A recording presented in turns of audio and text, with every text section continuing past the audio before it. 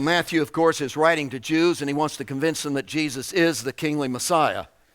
And obviously, he's writing after the crucifixion and after the resurrection and all the history of what went on in Jesus and his life and his miracles and all that took place.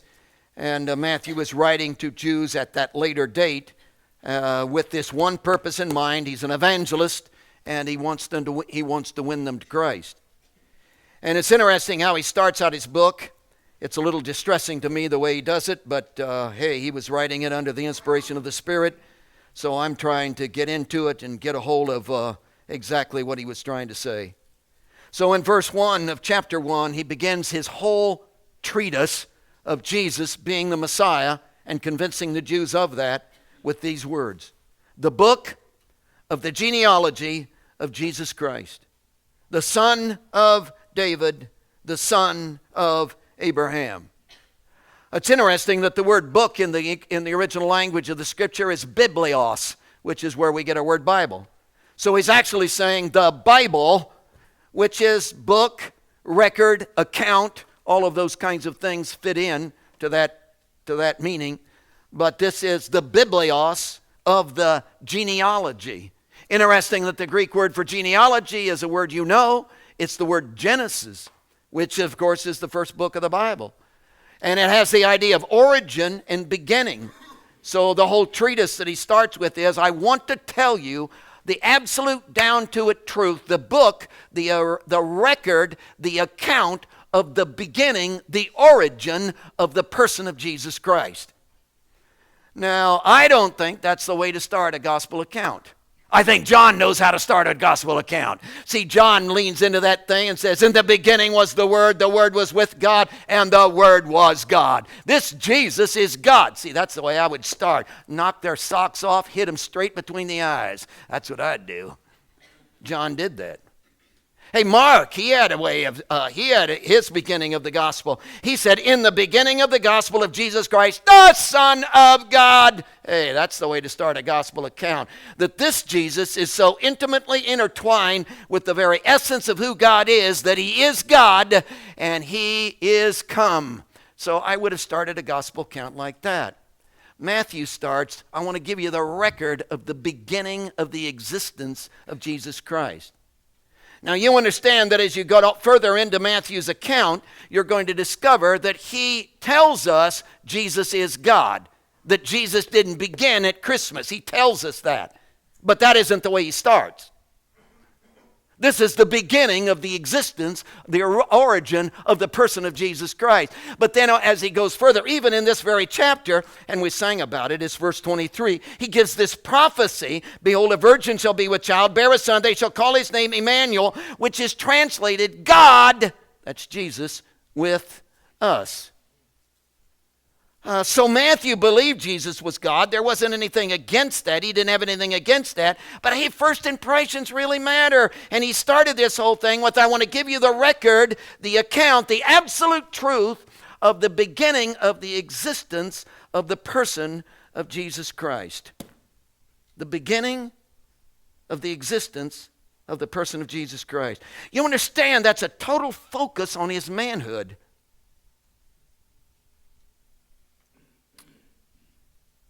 That's mind-boggling, isn't it? In fact, he backs that up by saying, hey, he's the son of David. In fact, he goes on and gives you 42 generations, starting with Abraham, to prove to you that he is a human being. Interesting, all of these years, hundreds of them? But anyhow, all of these years, in ministry, I've never had anybody argue with me about Jesus being God. I've had people argue with me about Jesus being man. I never had any difficulty with Jesus being God until I came to Lebanon. I don't know what's going on in Lebanon, but wow.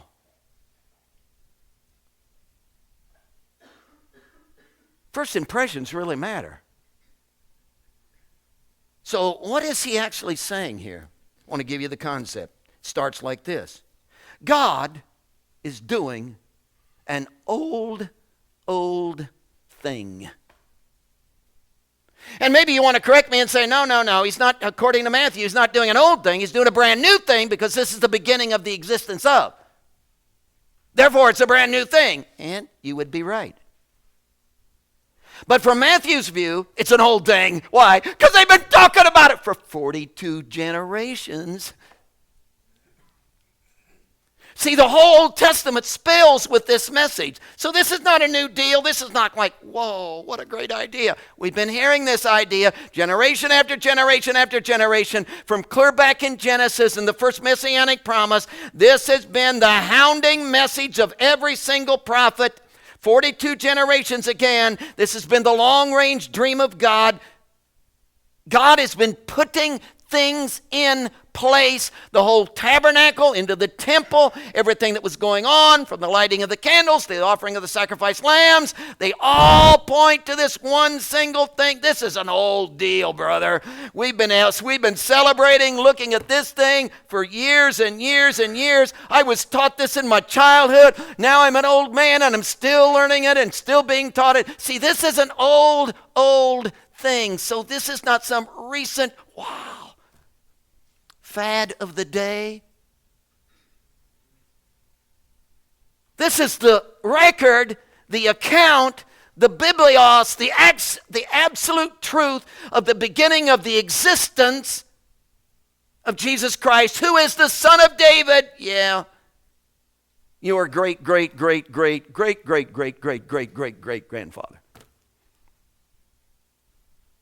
It's an old thing.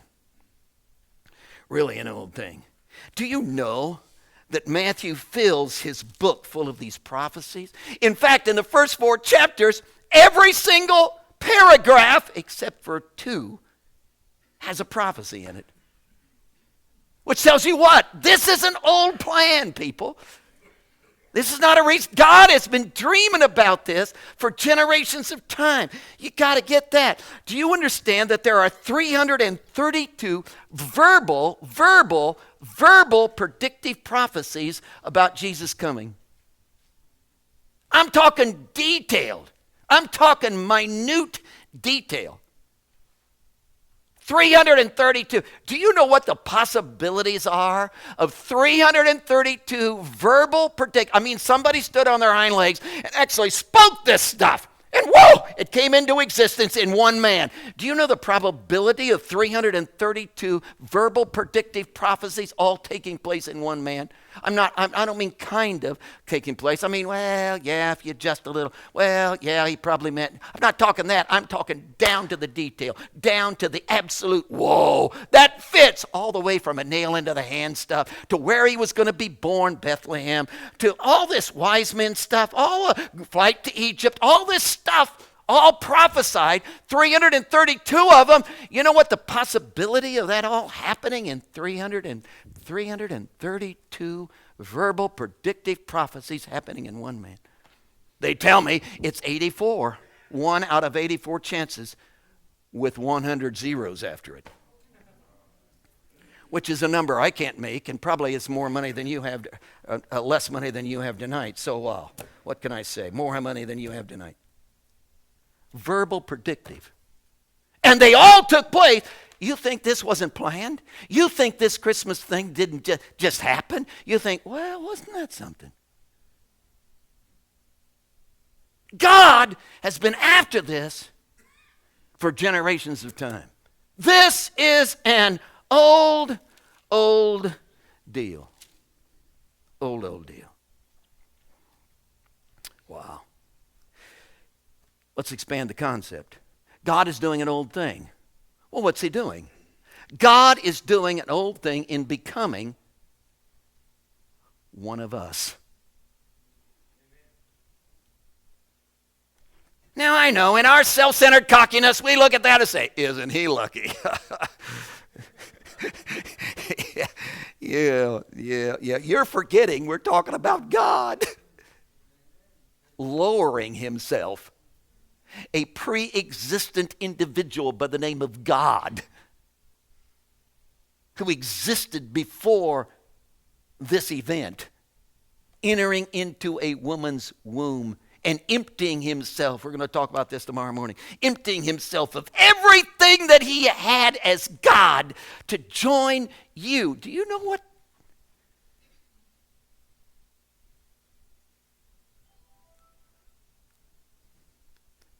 You just shake your head. And what's he after? What's he want to get out of this? Why does he become one of us? It's all about redemption. He's driven. Now I want you to think about that tonight. See, if I'd have been God, I'd have sat in the throne and said, hey, no big deal. I'll just forgive you. I believe in the forgiveness of God, don't you? I do. God can forgive you. Absolutely. Every sin can be forgiven, no question. And any sin that anybody's done that can't be forgiven, absolutely. God is a forgiving, yes, he is. Because he's love, he forgives. Woo! I believe in forgiveness. Why didn't he just sit on his throne and forgive? What's the deal about becoming flesh? Because you see, it isn't just about forgiveness. It's way beyond the issue of forgiveness. What God is after is not just patting you on the head and say, hey, I'll act like it didn't happen. See, it isn't God just forgetting about. It's God is desperately wanting radical transformation in your life. Because if he forgives you, you know what you're going to do? Do it again. Will he forgive you again? Okay, but you're going to do it again. And will he forgive you again? Probably, but hey, you're going to do it again. And he's going to, and you're going to, and he's going to, and you. That isn't what he wants, people. What he wants is to forgive you and radically, internally revolutionize, change you, bring you back to what he dreamed and created you for in the first place. That's what he's after. He couldn't do that and sit on his throne. He had to move on it. He had to move on it. You understand that man, I wanted to say woman, but I didn't. This is a tough crowd. Man got us into this mess.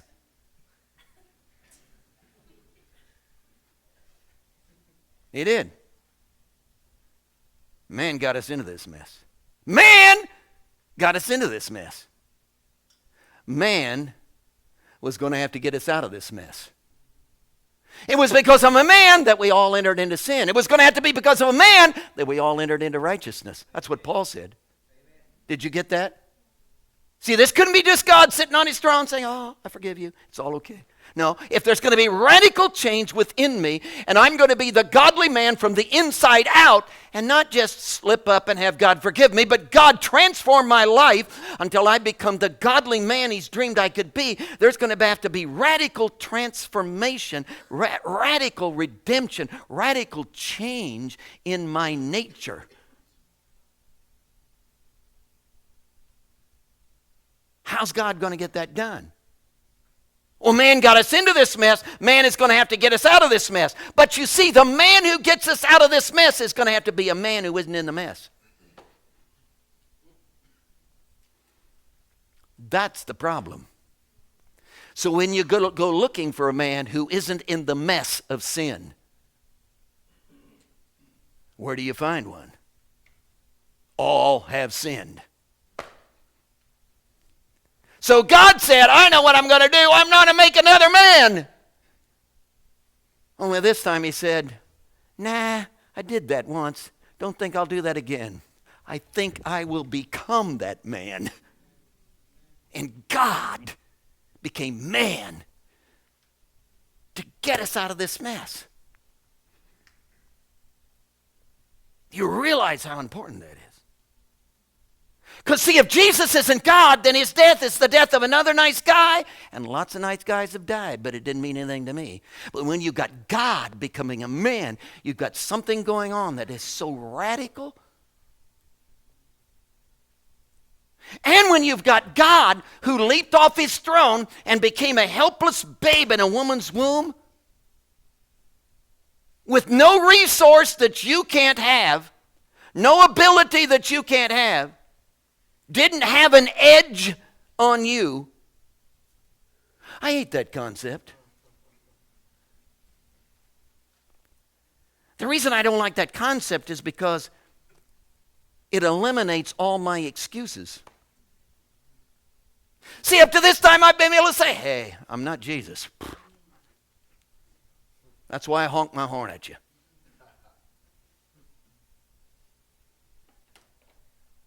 Christ-likeness is, well, we're trying.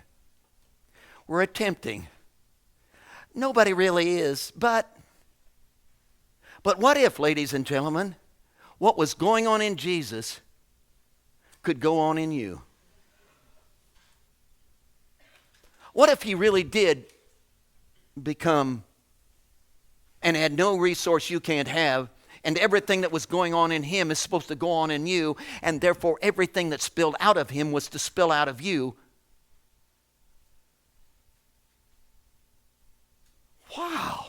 You could be what you ought to be. Come on, don't look like that. This is not a finger in your face. This is not a bawling out. This is a, folks, do you know what we got a hold of here? Do you know what we could be? You know what Jesus came to bring us into? Phenomenal.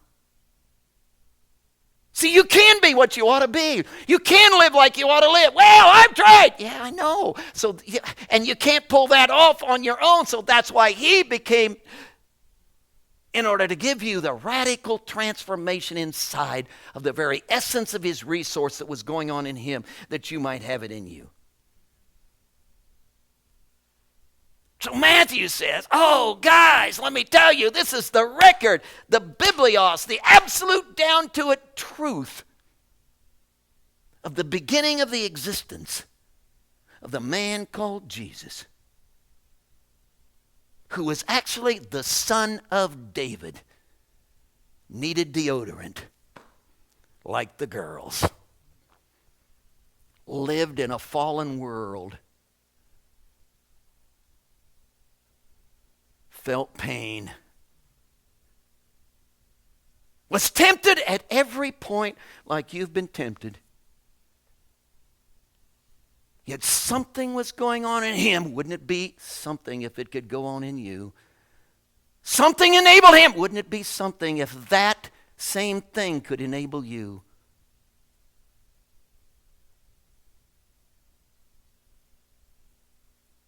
Well, Manley, what's the purpose? Oh, that's the rest of the account. You see, he's doing an old thing in becoming one of us. For what purpose? He wants to be the king. Oh, yeah, he wants to run the show. Whoa, whoa, whoa, whoa. See, he didn't have to become man in order to run the show. He's God, people. So he could have just stayed on his throne and ran the show. So this is not an ego trip of I got to run the show and I'll become a man in order to do it. So no, he could have been king without becoming man. So strike that idea. Well, he wanted to be a king, but he wanted to be one of us. Therefore, he would rule as a king as one of us. Then how do you explain the stable thing? See, if I were going to be a king over you, I wouldn't be born in a stable. I'd be born in a palace. I wouldn't be a peasant family that I'd pick out. It would be a wealthy family. See, what's the deal of a cross? You realize the crowd wanted to take him and make him a king. So he could have been king without this thing. Come on. So what's this all about? So it isn't that he just wants to be your boss. He could have done that by staying God. It isn't that he just wants to be king as one of us. He could have done that being born in a palace. He doesn't fit the style. What is it all about? He wants to be a king, not, oh, you got to get this. He wants to be a king not to rule over you, but to serve you.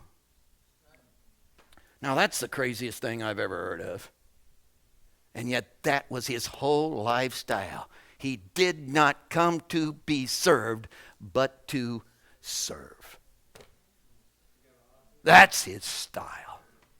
See, it's a strange thing that he's inviting us into. That God is doing this old thing and becoming a man in order to radically revolutionize our lives, change us at the core, that he might bring us into this whole new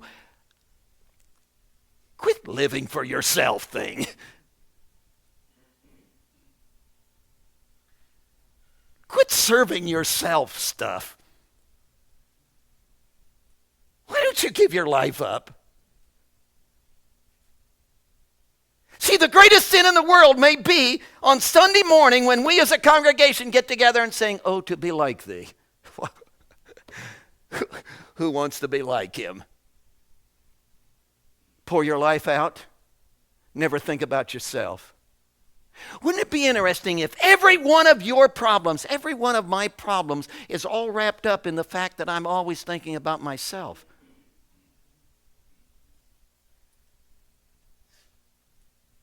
And that I've never given myself up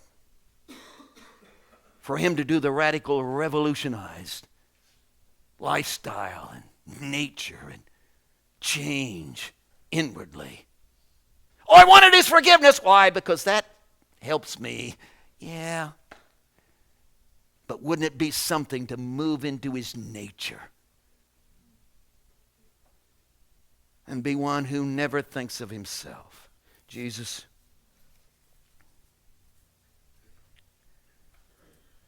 you became one of us. Wow. And you didn't want servants, you wanted brothers. See, you didn't come to put us in prison. See, you could box us in and make us all prisoners. And regiment us and instruct us, and we'd have to do what you told us to do. But you didn't want that. You wanted sons who would think like you think and feel like you feel.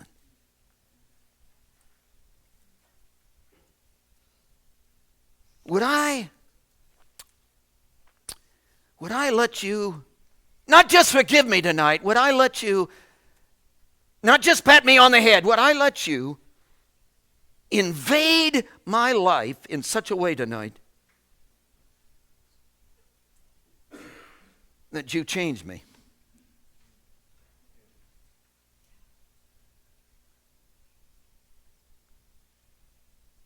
And would anything less than that in my life tonight be a slap in your face? Be a mockery to Christmas?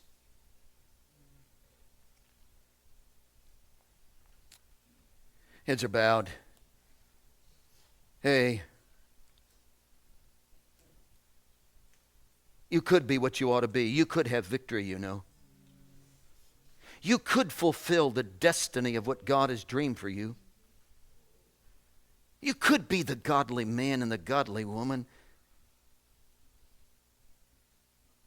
that he intended.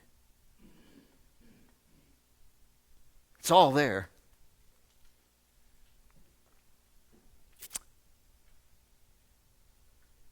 Would you risk the total yieldedness of your life to him and see what he'd do with you?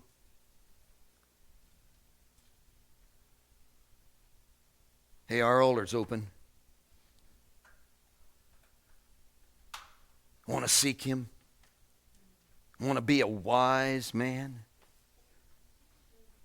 and seek him?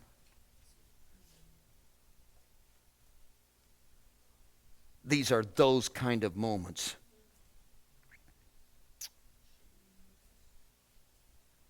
Be obedient.